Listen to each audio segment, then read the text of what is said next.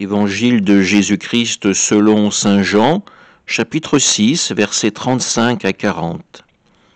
En ce temps-là, Jésus disait aux foules, « Moi, je suis le pain de la vie.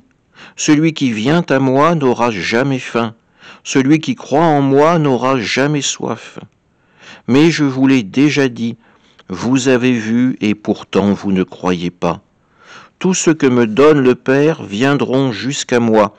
Et celui qui vient à moi, je ne vais pas le jeter dehors, car je suis descendu du ciel pour faire non pas ma volonté, mais la volonté de celui qui m'a envoyé. Or, telle est la volonté de celui qui m'a envoyé, que je ne perde aucun de ceux qu'il m'a donnés, mais que je les ressuscite au dernier jour. Telle est la volonté de mon Père, que celui qui voit le Fils et croit en lui ait la vie éternelle. Et moi, je le ressusciterai au dernier jour. Acclamons la parole de Dieu. Moi, je suis le pain de la vie.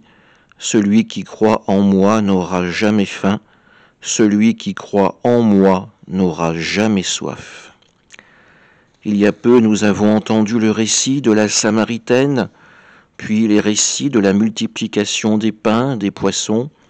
Alors ces mots, bien sûr, résonnent encore d'une manière différente aujourd'hui qu'ils nous sont offerts par la liturgie.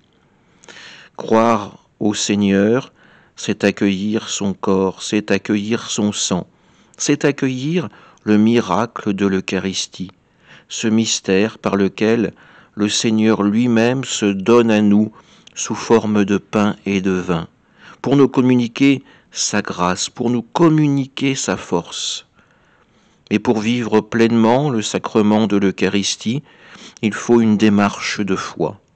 Il faut être persuadé d'accueillir véritablement l'hostie comme le corps du Christ, de voir dans le vin de l'Eucharistie le sang versé par le Christ sur la croix et qui nous lave de notre péché. Des signes qui nous semblent paradoxaux, incompréhensibles, mais qui pourtant sont révélateurs pour nous du plus grand des mystères. Nous sommes aimés de Dieu et il nous pardonne. Amen.